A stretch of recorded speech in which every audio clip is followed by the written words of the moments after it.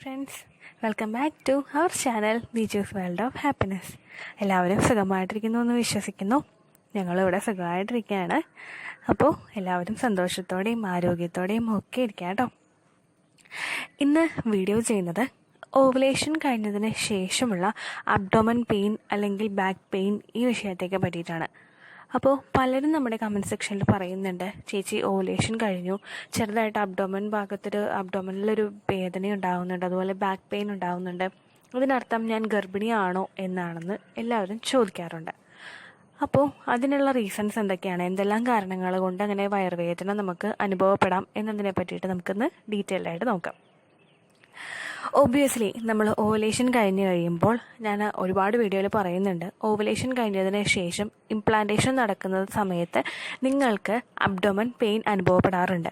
അതെന്താണെന്ന് വെച്ച് കഴിഞ്ഞാൽ നമ്മുടെ ആ ഫെർട്ടിലൈസേഷൻ കഴിഞ്ഞ് കഴിയുമ്പോഴേക്കും ആ യൂട്രസിലോട്ട് എഗ്ഗ് എത്തുന്ന ആ ഒരു സമയത്ത് നമ്മുടെ യൂട്രസ് അതിനു വേണ്ടി സജ്ജമായിക്കൊണ്ടിരിക്കും. ആ ഒരു ടൈമിലെന്ന് പറയുമ്പോൾ ഇടയ്ക്കൊരു ആ യൂട്രസിന് നമ്മുടെ ആ ഫെർട്ടിലൈസേഷൻ കഴിഞ്ഞ ആ എഗ്ഗിനെ ഹോൾഡ് ചെയ്യാനായിട്ടുള്ള ഒരു സ്ഥലത്ത് ഹോൾഡ് ചെയ്യുന്ന ആ സമയത്ത് ചില വലിച്ചിൽ പോലെയൊക്കെ നമുക്ക് അനുഭവപ്പെടും. ഓരോ ഭാഗത്ത് കൊളുത്തി പിടിക്കുന്നത് പോലെ, അല്ലെങ്കിൽ നമുക്ക് ഒരു കുത്തിക്കൊള്ളുന്ന പോലെയുള്ളൊരു വേദനയൊക്കെ നമുക്ക് ഒരു സൈഡിൽ അനുഭവപ്പെടാൻ തുടങ്ങും. ഇത് നമുക്ക് കോൺസിക്വൻ്റ് ആയിട്ട് ഒരുപാട് നേരം ഉണ്ടാവുകയല്ല, ചിലരിലേക്ക് ഈ വേദന ഇങ്ങനെ വന്നു പോവുകയാണ് ചെയ്യുന്നത്. ഒരു 10-12 തവണയൊക്കെ ഒരു ദിവസം ഇത് വന്നു പോകുന്നു. അപ്പോൾ ഇംപ്ലാന്റേഷൻ നടക്കുന്നതിൻ്റെ ഭാഗമായിട്ടും ഓവുലേഷൻ കഴിയുന്ന സമയത്ത് നിങ്ങൾക്ക് അബ്ഡോമൻ പെയിൻ അനുഭവപ്പെടാം. അടുത്തൊരു ലക്ഷണം എന്ന് പറയുന്നത് മേ ബി പീരീഡ് സ്റ്റാർട്ടാവാൻ തുടങ്ങുന്നത് കൊണ്ടായിരിക്കാം. നമുക്കറിയാം, പ്രഗ്നൻസിയുടെ ആ ഒരു സമയത്ത്, പ്രഗ്നൻസിക്ക് മുമ്പായിട്ട് നമ്മുടെ ബോഡി നമ്മുടെ ഒരു കുഞ്ഞിനെ ഹോൾഡ് ചെയ്യാനായിട്ട് സ്വയം ഒരു കിടക്കയായി മാറിക്കൊണ്ടിരിക്കുകയാണ്, ഒരു ബ്ലഡുള്ള നല്ലൊരു കിടക്കയായി മാറിക്കൊണ്ടിരിക്കുകയാണ്. അത് നടക്കാതെ വരുമ്പോഴേക്കും അവിടെ സേവ് ചെയ്ത് വെച്ചിരിക്കുന്ന എല്ലാ ബ്ലഡും ആ ഒരു സമയത്ത് പുറന്തള്ളപ്പെടും, നമ്മുടെ പീരിയഡ് ഡേറ്റ് ആവുന്ന ഒരു സമയത്ത്. അപ്പോൾ അങ്ങനെയുള്ള അവസരങ്ങളിൽ ചിലരിൽ അബ്ഡോമൻ പെയിൻ അനുഭവപ്പെടാം. മേ ബി ചിലപ്പോൾ അനുഭവപ്പെടാത്തവരായിരിക്കും, അതിന് മുമ്പുള്ള 3-4 മാസങ്ങളിലൊന്നും നമുക്കത് ഉണ്ടായിക്കൊള്ളണമെന്നില്ല. പക്ഷേ ഇനി അങ്ങോട്ട് ഉണ്ടാവാൻ പാടില്ല എന്നും ഇല്ല.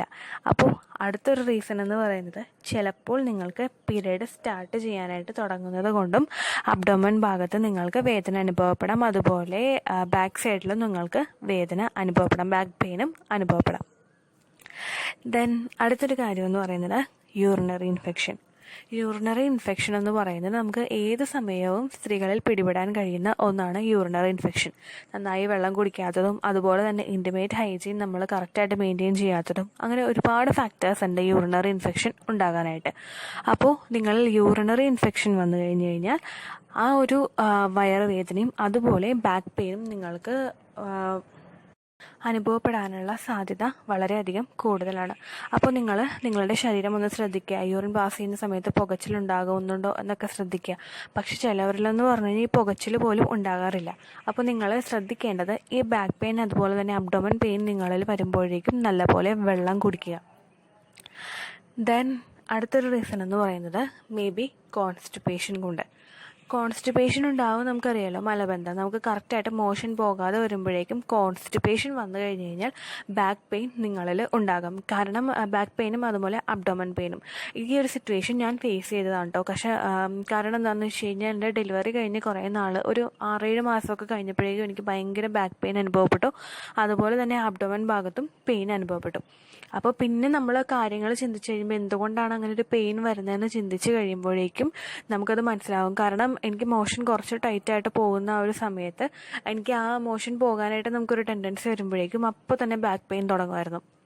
അപ്പോൾ നിങ്ങളിൽ ആ ബാക്ക് പെയിൻ അല്ലെങ്കിൽ അബ്ഡോമൻ പെയിൻ വരുമ്പോഴേക്കും അതിന് ഒരു റീസൺ മേ ബി ഈ കോൺസ്റ്റിപ്പേഷൻ ആയിരിക്കാം.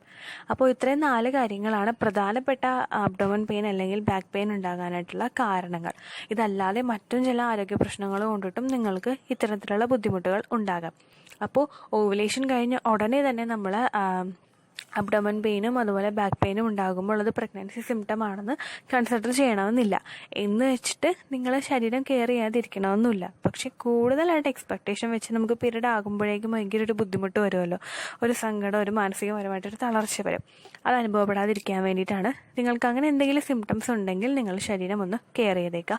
അതുപോലെ തന്നെ ഞാൻ ഈ പറഞ്ഞ എന്തെങ്കിലും ആരോഗ്യ പ്രശ്നങ്ങളുടെ ബുദ്ധിമുട്ടുകളും നിങ്ങൾക്കുണ്ടെങ്കിൽ അതും ഒന്ന് നോക്കിയേക്കുക. അതിന് പെട്ടെന്ന് തന്നെ വൈദ്യസഹായം നിങ്ങൾ തേടുക. അപ്പോൾ ഇത്രയുമാണ് ഓവുലേഷൻ കഴിഞ്ഞതിന് ശേഷമുള്ള അബ്ഡോമൻ പെയിനും അതുപോലെ ബാക്ക് പെയിനും ഉണ്ടാകാനായിട്ടുള്ള കാരണങ്ങൾ. നിങ്ങൾക്ക് ഈ വീഡിയോ യൂസ്ഫുള്ളായി കാണുമെന്ന് വിശ്വസിക്കുന്നു. യൂസ്ഫുള്ളായിട്ടുണ്ടെങ്കിൽ ലൈക്ക് ചെയ്യുക, ഫ്രണ്ട്സിനും മറ്റും ഷെയർ ചെയ്യുക. അതുപോലെ തന്നെ ചാനൽ ഇഷ്ടമായിട്ടുണ്ടെങ്കിൽ സബ്സ്ക്രൈബ് ചെയ്ത് ഒന്ന് സപ്പോർട്ട് ചെയ്തേക്കുക. എന്തെങ്കിലും സംശയം ഉണ്ടെങ്കിൽ നിങ്ങൾക്ക് കമൻറ്റിൽ ചോദിക്കാവുന്നതാണ്.